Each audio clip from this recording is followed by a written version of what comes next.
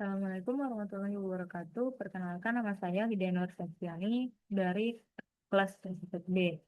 Nah, di sini saya akan menjelaskan mengenai revisi dari salah hukum yang telah berlalu. Nah, di sini yang pertama saya akan menjelaskan soal nomor 3, yang dimana di sini kita diminta untuk membuat program yang dimana format masukan itu string berupa karakter D dan S. Nah, panjang stringnya ini antara 1 sampai 10.000 karakter. Lalu untuk format keluaran, mengeluarkan satu baris string yang berisi nama kelompok pemenang, darsu atau sudar. Lalu di sini ada aturan mainnya, yang dimana yang pertama itu ksatria yang sedang memegang giliran harus memilih satu ksatria lain dari musuhnya untuk dikeluarkan dari meja. Nah, ksatria yang telah keluar itu dianggap gugur dan tidak boleh lagi mengambil giliran. Lalu yang kedua yaitu kondisi kemenangan. Permainan berakhir saat seluruh ksatria yang tersedia di meja berasal dari kelompok yang sama. Nah, untuk itu di sini saya telah membuat kodenya, yang dimana pertama kita masukkan string S. Lalu di sini ada dua queue yang dimana QD dan S. Gunanya itu untuk eh,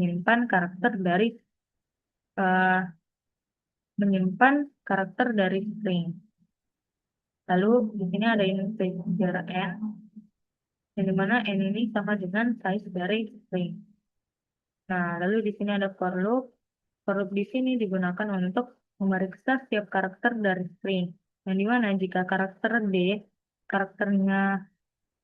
string indeks I itu sama dengan D, maka dia indeksnya bakalan di-push ke UD. Sedangkan kalau indeks S indeks I-nya itu sama dengan S, kita bakalan nge-push indeksnya ke S. Lalu di sini bakalan dicek lagi setelah semuanya selesai ini, dia bakalan dicek jika Q dari D dan S-nya itu tidak kosong, dia bakalan diambil from-nya, lalu di pop. Setelah itu dicek, misalnya Darsu lebih kecil dari Sudar, maka berarti Darsu punya giliran selanjutnya lagi. Jadinya Darsu plus N. Sedangkan kalau misalnya Darsu lebih besar dari S, maka di sini Sudar mendapat giliran lagi. Berarti Sudar plus N. Nah, lalu setelah itu, setelah semuanya selesai dicek, nah di sini ada pengecekan terakhir. Yang dimana jika Q dari D ini ada isinya atau tidak kosong, maka berarti pemenangnya Darsul. Sedangkan kalau misalnya S-nya yang tidak kosong, berarti pemenangnya Sudar. Nah, untuk test case-nya di sini saya akan jelaskan.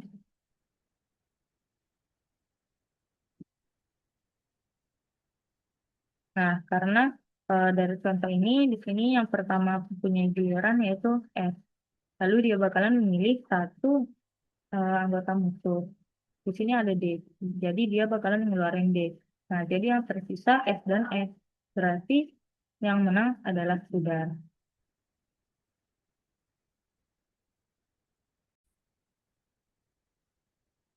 Lalu selanjutnya di sini saya akan menjelaskan nomor 4 soal dispute.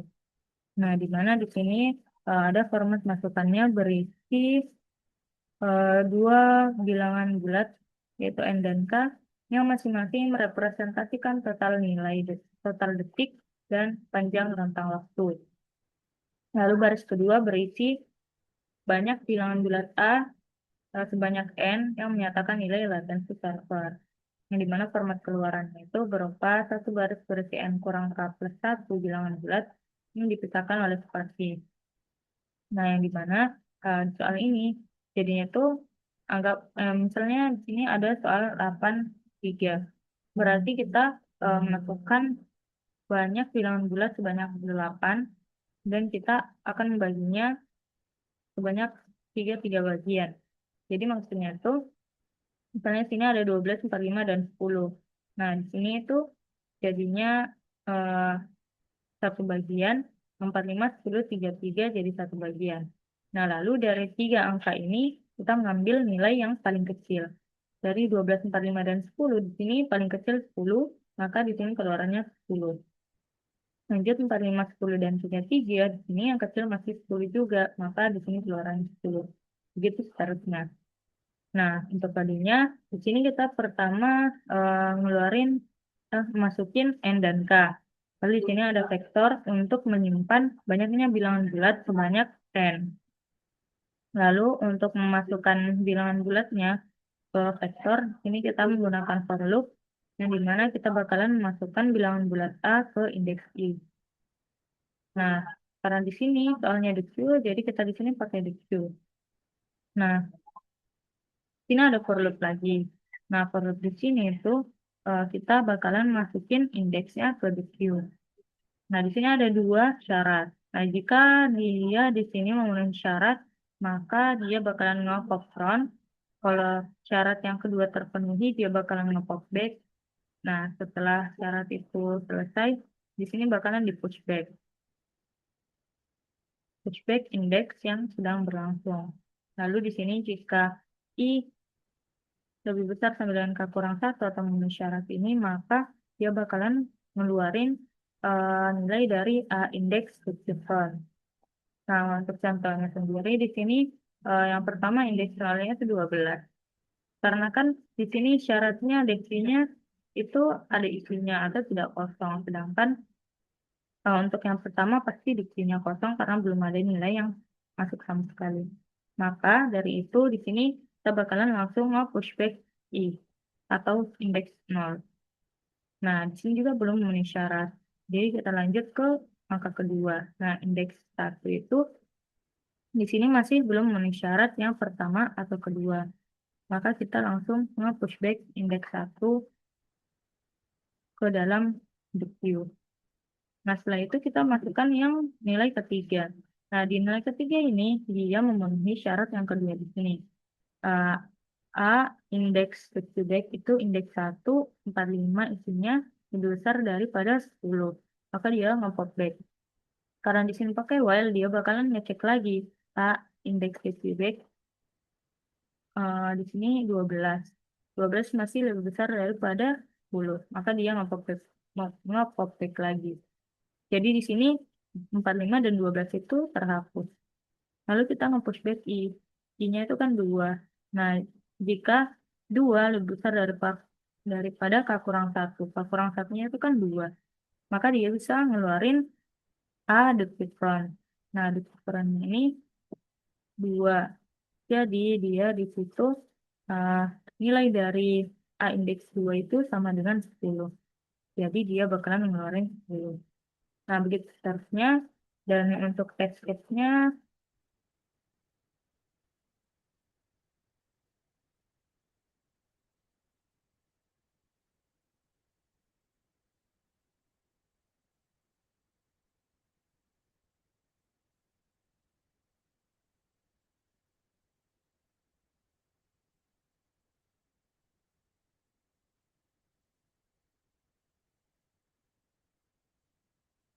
nah seperti ini sudah sesuai dengan soal.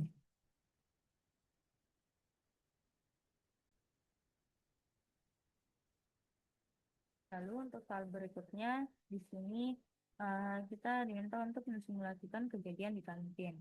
Nah, yang dimana format masukannya itu berupa satu bilangan bulat Q dan baris berikutnya itu jumlah instruksi sebanyak Q. Nah, lalu instruksinya itu ada new, ada put LXY dan DLLS dan DLLZ.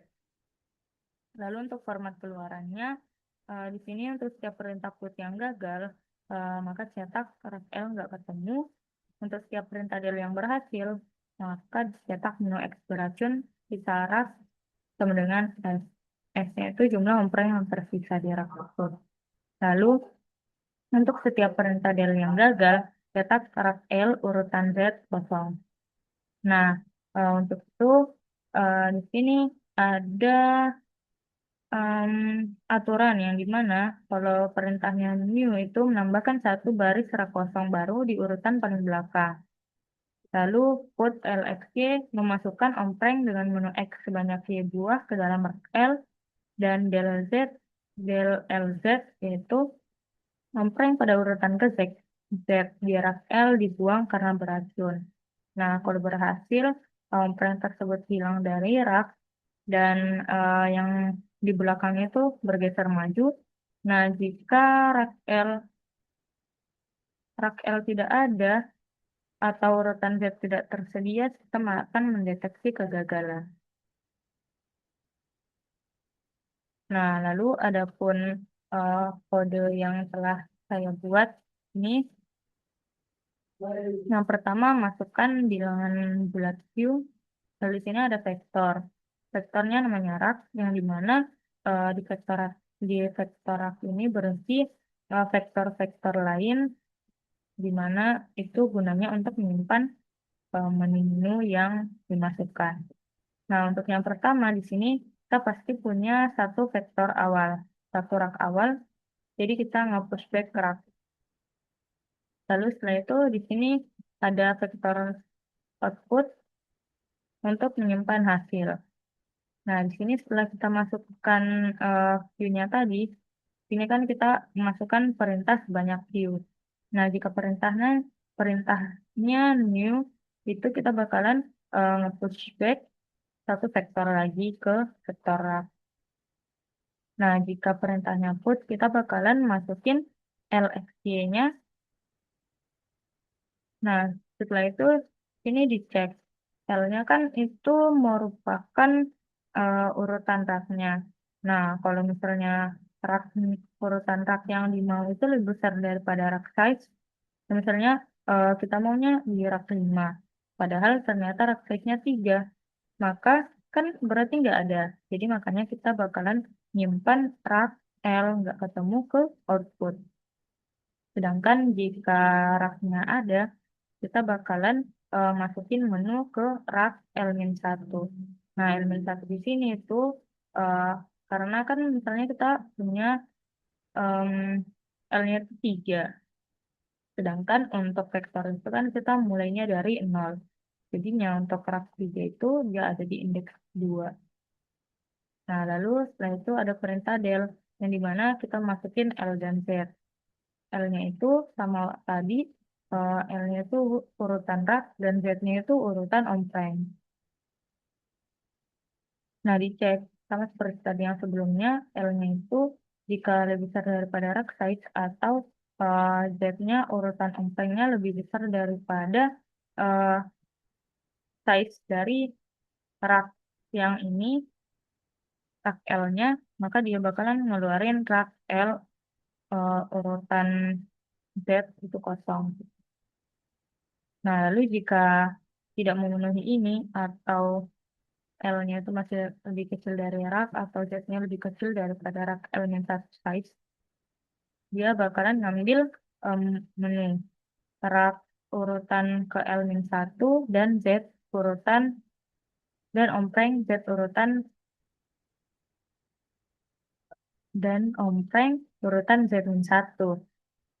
Lalu setelah itu di sini eh, dia bakalan ngehapus yang sudah diambil tadi, lalu dia bakalan eh, masukin menu beracun sisa raknya em, rak L-1 size ke output. Nah, setelah itu di sini em, dia bakalan ngeluarin semua output yang ada tadi.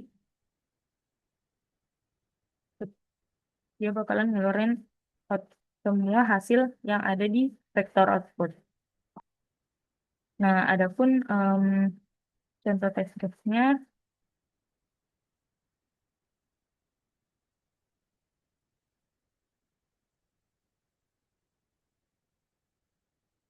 karena di sini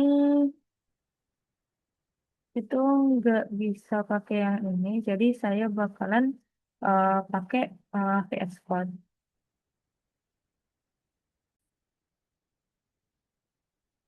Nah, untuk test case soal nomor satu ini, seperti ini, dia sudah sesuai dengan jawaban dari test case di soal.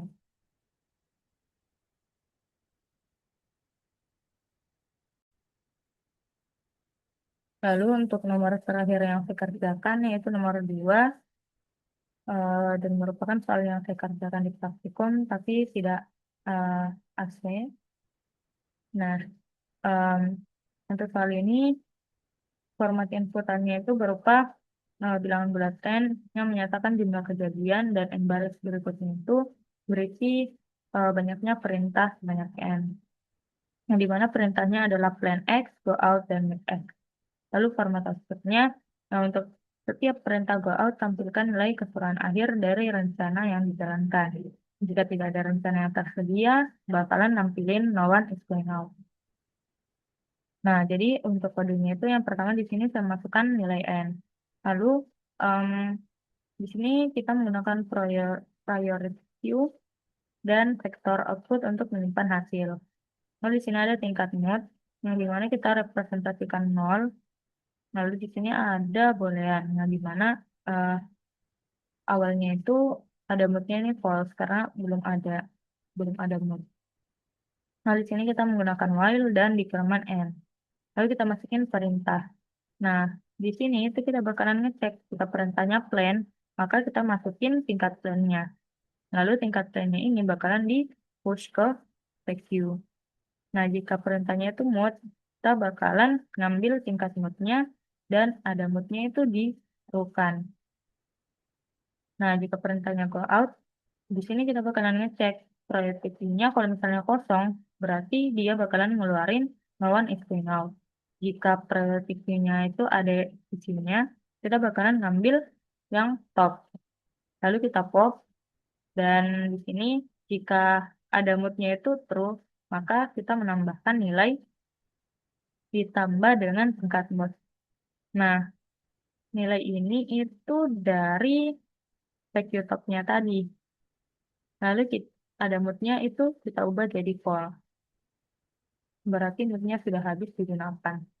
Nah, setelah itu kita bakalan uh, nge-back nilai ini ke vektor output. Nah, vektor outputnya di sini kan string.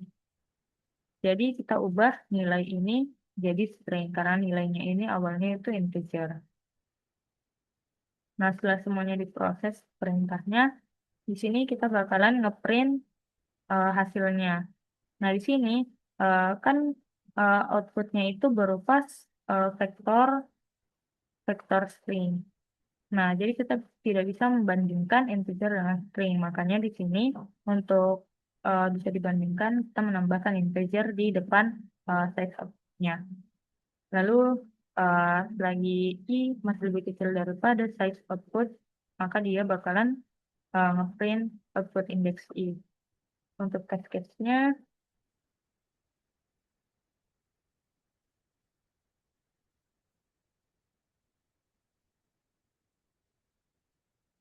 em,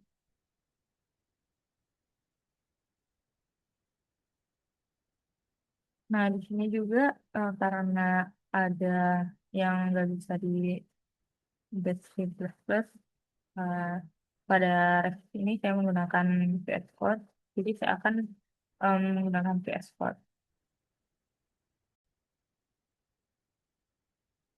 Nah, untuk test case-nya di sini sudah saya tampilkan, sudah sama seperti hasil dari test case di soal.